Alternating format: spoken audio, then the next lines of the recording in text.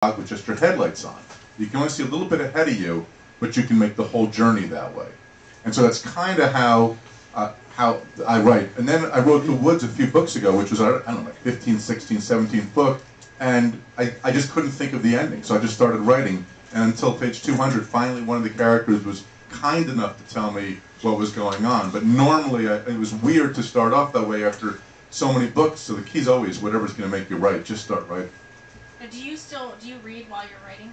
Yeah, I've never had a problem with that. My voice has always been, I guess, enough my own that I have no trouble reading well. Can you read when you write? Well, the reason why I asked you that was because about 2 months ago, Sean and I, cute husband and I, we took a weekend off and went to Jamaica, and it was, you know, it was to relax, and I was just starting a new book, which is always hard for me to get started, and it was going to be a treat before pub date and all this stuff. And I used this event as leverage to get an advance copy of Harlan Coben's Cot. And there were people on the plane who were like, he has a new book? And I'm like, not for you.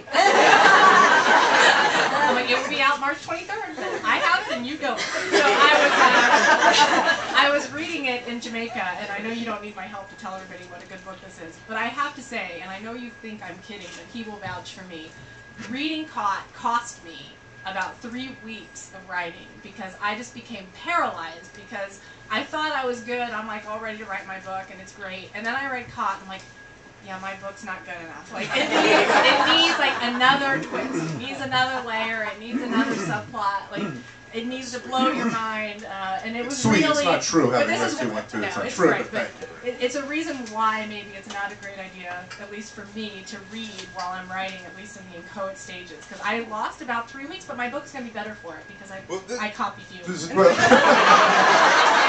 You know what they say, bad writers imitate, good writers steal. but I stole that line from somebody.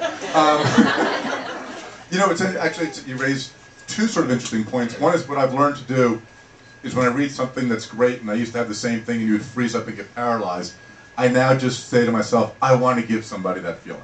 I'm not meant to write that book. I'm going to give somebody that same wonderful feeling. It could be in a movie, it could be a great CD, it could be great music. Whatever it is, it doesn't influence me.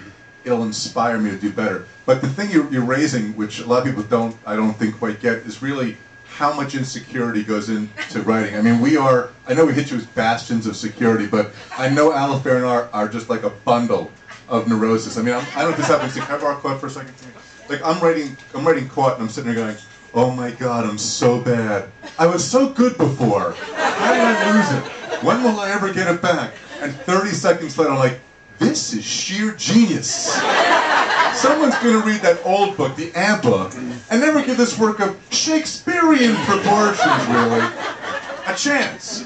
And that goes on all the time. And when you finish a book, that's it, there's no more idea.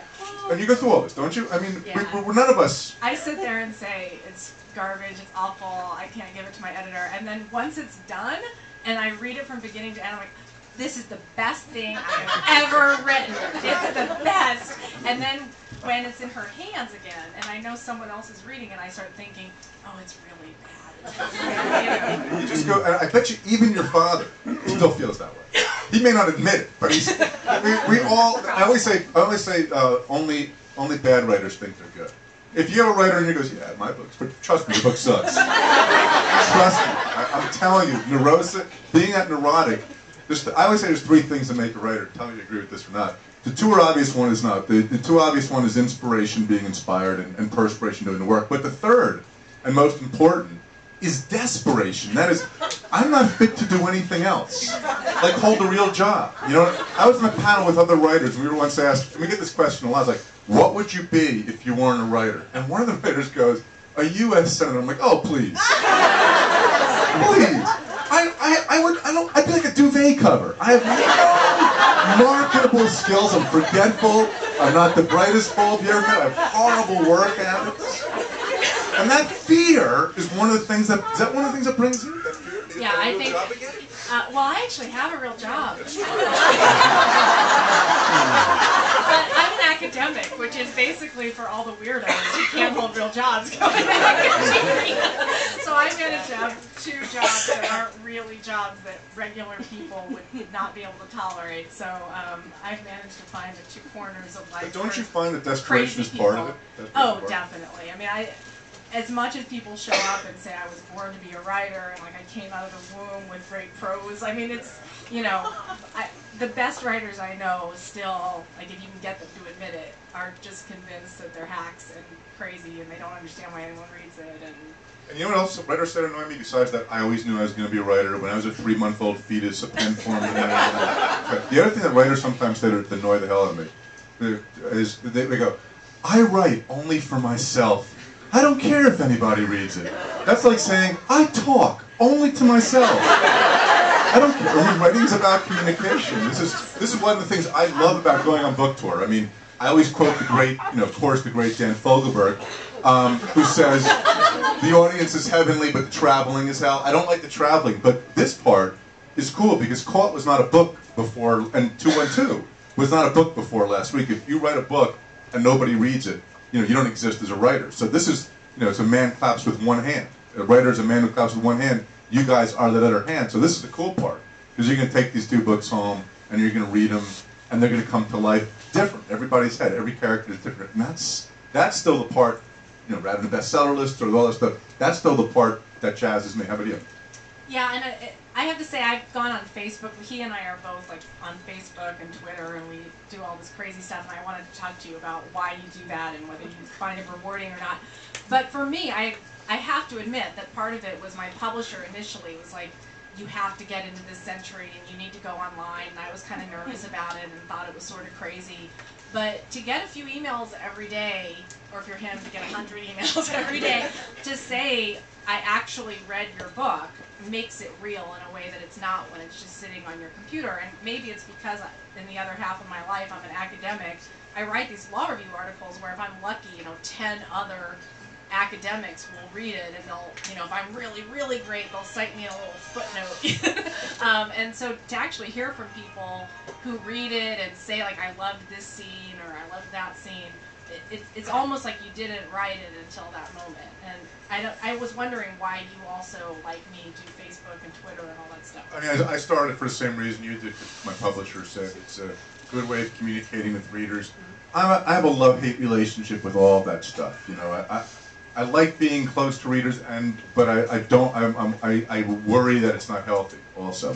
So it's a little bit of both. I mean, it's like when I'm constantly asked. I made a mistake one time of appearing on a political show, and then people think you're going with a book, you're a right-wing nut, you're a left-wing crazy or whatever. I'd rather not have you know that much about me. That I don't want anything to sort of influence the story writing. So and plus 99% of the emails you get are great. But you remember the 1% from the wackadoodles that are out there that kind of spoil the whole thing. It's like whenever I get a really bad Amazon review, I'm always like, that's the kid I picked on in 5th grade. That's it. Whatever.